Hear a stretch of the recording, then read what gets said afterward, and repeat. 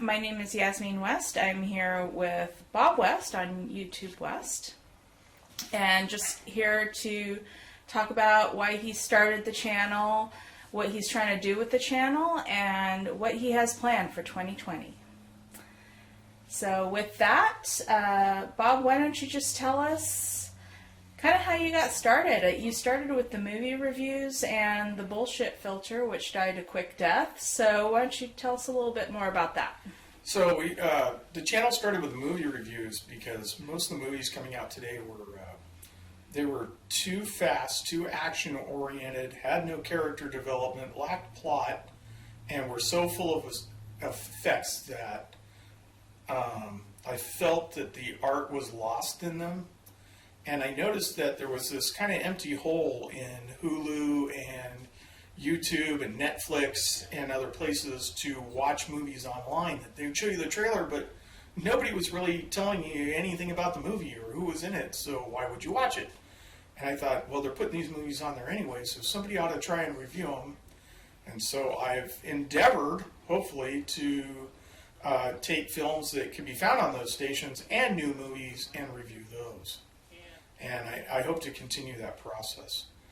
The Bullshit Filter was a political show, and it was a little bit different because it was an honest political show. So it didn't start with I hate Trump or I like Trump. It didn't start with any of that, and it died a quick and horrible death because I began to find that when it comes to politics, people don't want to hear honesty. They want to hear the person that they think they like the most, and not hear from anybody else. And so I think the show went 12 episodes and I killed it. Well, the movie reviews certainly started a trend. It seems like a lot of people now are doing older movie reviews after you've gotten started. So that's definitely been successful. And yeah, it's been kind of a kick to see it. I did a movie review on a movie, a Steve McQueen movie called Bullet, a couple years back, and then I noticed like 4 movie reviews on Bullet within a couple of months. And I can't guarantee that somebody saw my reviews or not, but I did a movie review on a movie with Jimmy Stewart. I think it was Jimmy Stewart. Called Mr. Hobbs Takes a Vacation, and there's a little boy that actually appears in that movie, and he actually saw my review and made a comment on my channel, which I thought was pretty cool because it was a movie that was done in the early 1960s. That was pretty neat. that is, you don't normally think that stars are following smaller YouTube channels, but I guess it happens. Yeah, it was kind of odd. So, after doing the movie reviews, you decided to branch out a little bit and tell us why you did that and kind of what piqued your interest. Well, so at the beginning of 2019, I said that movie reviews weren't going to carry my channel, and we had gotten a trailer and gone camping a number of times, but we always went to kind of these parks and stuff like that. And I said, I don't really want to do another RV video yet. I'm not really ready to do that. But I wanted to get out more. I wanted to go to events because I noticed that, like myself, a lot of people were just sitting here, we're looking at the YouTube videos, and we're watching videos of people going out to events, or we're watching videos of people going to abandoned places, and we're watching videos of people just walking around outdoors. And I'm like, well, why can't I do that? And so then I decided that instead of using a little handheld digital camera, that I would invest in a hardcore professional video camera, and I would start to do event videos. And that started with Autorama in February of last year. And since then, I think we've been to 13 major events in Northern California, and we've filmed quite a few things like Still Dream and Thunder Over the Bay, which was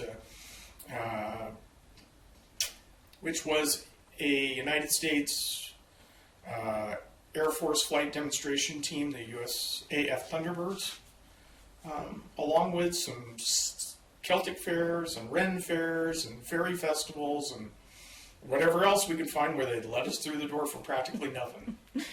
Yeah, it's definitely been an adventure with that respect, and we've both, I think, expanded our horizons and taken an interest to see how the rest of the world lives. Yeah, it's definitely been a lot of fun. And so this year, at the end of this year, we started to add an RV show, finally, to incorporate our trailer into this as I've gotten more equipment. And I think we're on our... And your RV show is rather unique in that it's not about our travels or about rebuilding an RV. It's more practical knowledge about what types of RVs suit your needs and also where to travel. Yeah, I found a lot of the RV shows where somebody taking their trailer somewhere and they show you that place, and or van life where they have a team that follows their van everywhere and films them for them, and they probably got some sort of sponsor and some sort of good base to start with. Well, we don't have a sponsor, but we're hoping to get an RV sales company to let us film on their property so I can show more the different types of RVs. Because I think it's very important that when people choose an RV, they choose the right RV. We happen to have a 19-foot hideout. It has a 6-foot couch. It has everything that's right for us, but it's a small RV, and other people might want something that's huge, but how do they know where to look? And so I'm hoping my show will encourage them to look at different types of RVs, go different places, maybe even buy a used RV because they're built differently and have different qualities than the new ones. So yeah, I like it. I like it a lot. We're on episode 5 of that show right now, and it's called As We RV. And that's been pretty popular, correct? Yeah, it usually reigns in about 20 to 30 hits as soon as it hits the screen, and it seems to develop more. It's really hard to say what people like. Autorama right now has a lot of hits. The Red Planet Movie Review has a lot of hits. Into the Blue has a lot of hits. But amazingly enough, there's one that's called Raw Video that has more hits than anything else, and it's just unedited interviews from different shows we've been to. So it's kind of odd, but I guess people like hopefully what I like, which is getting out and talking to people and going to events. Yeah, and people like authenticity as well. And there's Okay, our break. cat. Break. Okay. Thank you. Thank you very much.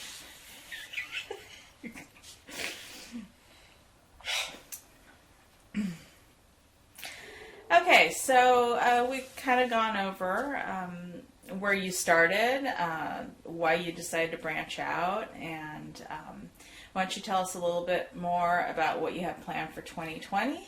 I think 2020 is going to be a popular year, a good year for us. We're definitely going to do some more RV videos. We've gotten to the point now where we're recognized in the community, so people are calling us to do promo videos. We're working on 2 documentaries. One I'm not telling you about, and another one which is going to be a video on event management. It'll be a series of videos. It'll be 7 videos in all. And I hope, because I've spent some time on stage, I've spent some time doing event coordination, I've spent some time doing construction, video work, sound work, band management. Matter of fact, on and off for 25 years. And I'm hoping that some of these tips might help people that are considering doing events, and maybe even give them ideas that they didn't have, or make them think about things that they didn't have, to draw more people out. Because in the long run, my belief is to get people out of the house and get them to these events. Because if we don't, pretty soon there won't be any events, and then people will just be stuck in front of the screen 24 hours a day. Well, yeah, and it's important for people to enjoy themselves at events, to make them want to go to events and get out of the house, and that doesn't happen by accident. A well-run event is very, very planned. Yeah, it's amazing what we have at our fingertips now that we didn't have before. When I did my first band concerts at the Capitol in Sacramento, California, we put up flyers on telephone poles and draw about 1,000 people. And now we have the worldwide internet, and I've seen events that can't draw 35. It just doesn't make any sense. And so, one thing is presentation. You have the internet, use the internet. If somebody sends you an email, you should answer it. You know, if you're going to have an event, make sure you have the parking figured out. And these kind of things will kill an event if you don't have it done right. So it'll be, I hope it will be interesting to the viewer. It's been really interesting for me to write it. And I've already had a couple of people that are asking me, when's it going to premiere? When's it going to premiere? I have an event coming up and I may need ideas. So I'm hoping to get on that in February of 2020. Well, that certainly sounds like it'll be a really good resource for people, and something helpful. So that's good. One thing I want to talk a little bit about was most of your events are pretty varied, but you've kind of decided to narrow in a bit on the flow arts and the fire dancing. And kind of, do you not want me to talk? No, it's okay. Okay. And kind of more the spiritual side of it. A lot of people are getting into it to overcome challenges in their life and using it not just as an art form, but as a way to heal. And talk a little bit about that and your experiences with that. Yeah, it was kind of interesting to go to a couple of these events and meet some of these flow artists and talk to them. And even at the Comic Cons and the Ren fairs and the Celtic fairs, even though people are they're in costume, and it's almost like they'll wear a shield that protects them of something, and at the same time they'll cut loose with their actual feelings because they're figuring they've got the shield on them. So you get these two personas kind of floating around these events, and I've noticed, at least I think, that the more people are beginning to use electronics, the less spiritual and connected they are becoming with their worldwide environment, with their everyday life they're walking about. And I think that some of them use these events, use these skills, use these practices, not only for physical strength and for physical well-being, but for mental well-being. And I think that's pretty important, and it seems to look like fun, and that's the big thing. Everybody's out having fun. If you're at home watching this video and you're not having fun, watch a few of my other videos, because I am not the channel that says, well, you have to go boating with me, and all I'm going to talk about is boating for the rest of the year and the next 5 years. And yeah, it might get me a lot of hits, but that's all I'm going to talk about. That's not me. You know, we want to go to car shows, so I want to go to car shows and film those. I want to go to air shows. I like air shows. Why not? I want to go to Ren fairs and Celtic fairs, and I want to go to street festivals, and I want to, take our RV out. The way to make this happen, number one, is to let me come to your event if you're having one and film it for you and help you do promo videos to promote your event, because at the same time it lets people know that RWest Video, which produces YouTubeWest, actually does professional videos. We get paid to take our cameras out, and we're not using 35 millimeter or DSLR little mini cams. This is not done with my cell phones. We have established about $6,000 to $7,000 of professional equipment to go out and film your event. Why not put it to use? All I got to do is give me a pass and tell me where it is. We'll go. Well, and part of YouTube's appeal as well is a lot of people that are homebound use it as a means to kind of explore the world. But you, with the variety that you film, there's certainly an event that anyone can participate in. Yeah, I think that's what I hope to have too.